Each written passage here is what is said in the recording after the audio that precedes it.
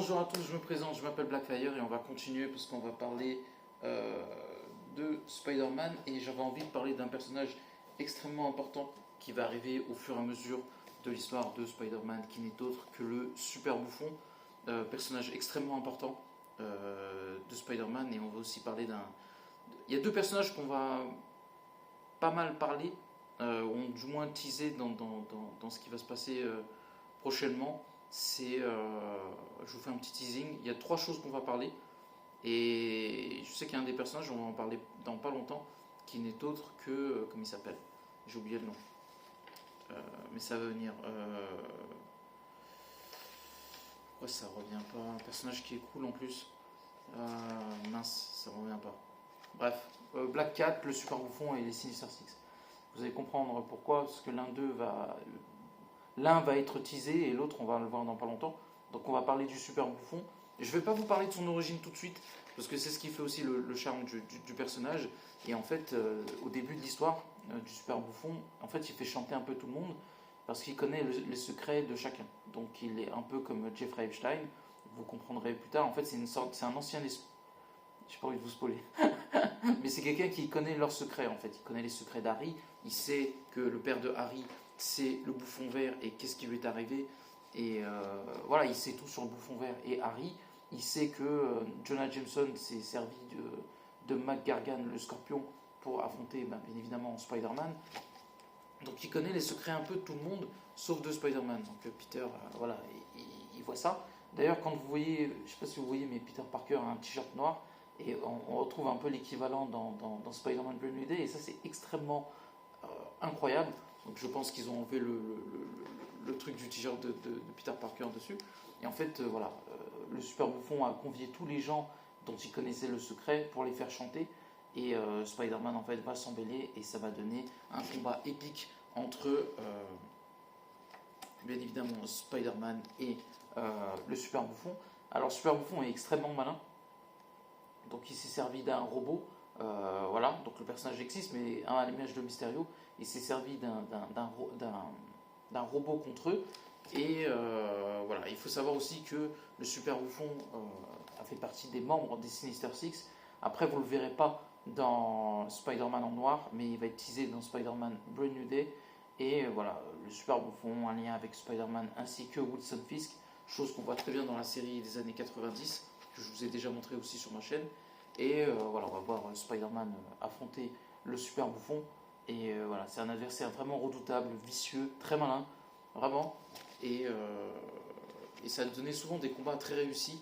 Et voilà, c'est pour ça que j'ai décidé d'en parler ce mois-ci. On va revenir souvent sur ce personnage-là. Et il y a beaucoup de choses à dire. Vous allez comprendre pourquoi c'est un personnage aussi intéressant. Parce qu'il est mystérieux, il est très malin. Donc voilà, on voit que à un moment, comment dire ça, en fait le Super Bouffon met Spider-Man à terre, mais il y a le caïd Wilson Fisk qui veut se faire passer pour, on va dire, le bon samaritain, donc il va aider Spider-Man pour pas que le Super Bouffon le tue. Et du coup, voilà, la partie va commencer, et Spider-Man va être très surpris que le caïd le sauve, et après il a compris pourquoi, pour sauver justement les apparences. Et voilà, donc on va continuer. Et qu'est-ce que je peux dire en plus sur Spider-Man, en tout cas sur le Super Bouffon.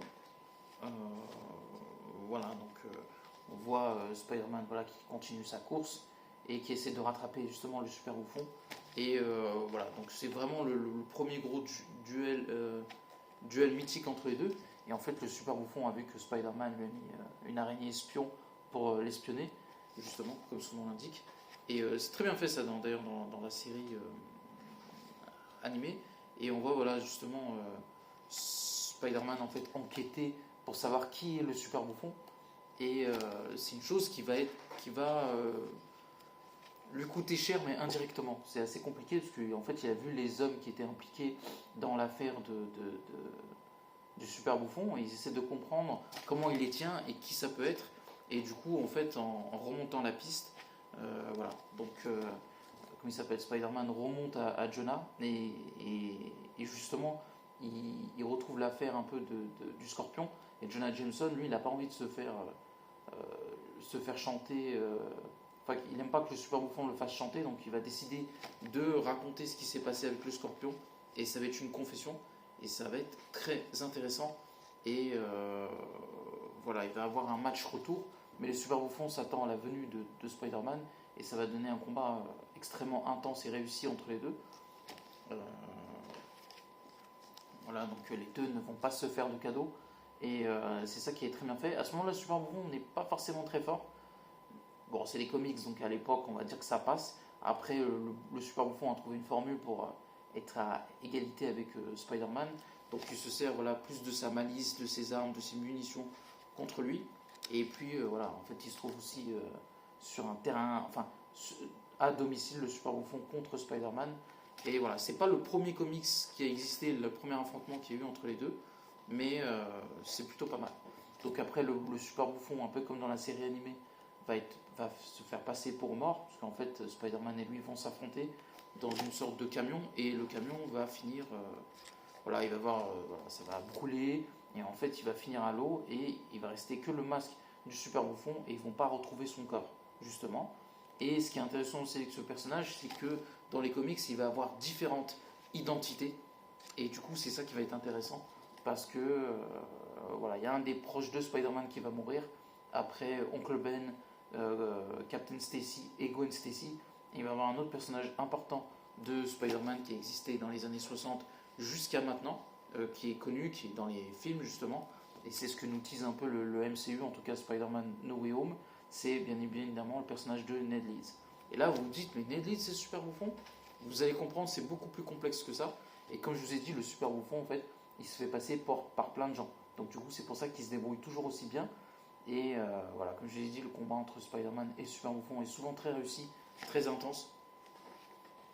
Et comme je vous ai dit, en fait, voilà, ils sont dans un camion qui est roulé à pleine vitesse, et en fait le camion va tomber dans l'eau, Spider-Man va partir, et Super Bouffon va rester dans le camion, et on va retrouver son masque, mais pas son corps, et on va pas tarder à s'arrêter, parce que comme je vous l'ai dit, voilà, l'eau, en fait il tombe dans l'eau, le camion prend l'eau justement, donc Spider-Man décide de vouloir arrêter le combat et de le sauver, chose que le super bouffon va pas se laisser faire, parce qu'il n'a pas envie de se faire attraper. Donc Spider-Man va finir par s'enfuir. Et en fait, il va retrouver que le masque du super bouffon, et tu te dis à ce moment-là, est-ce qu'il est mort ou pas? Et c'est ça qui est intéressant avec lui, à la différence des autres méchants, c'est qu'à chaque fois, on pense qu'il est mort, et en fait, il ne l'est pas. Ce qui va se passer aussi d'intéressant, c'est que Jonah Jameson va démissionner du Daily Bugle et va laisser Robbie Robertson prendre sa place. Et voilà, donc on voit Peter et Spider-Man, enfin Spider-Man, plutôt Peter Parker, parler à Harry des événements qui se sont passés. D'ailleurs, on va aussi parler de Harry Osborn, on va faire une pierre deux coups, et ça va être très intéressant, vraiment. Et puis après, bon, voilà, il y a l'arc autour du costume noir et du symbiote qui va arriver. Donc on va s'arrêter là pour cette première partie du super bouffon. Et voilà, on va voir les Avengers et un peu tout le monde disparaître par rapport à Secret Wars, mais ça on en parlera une autre fois. Donc n'oubliez pas de commenter, like la vidéo.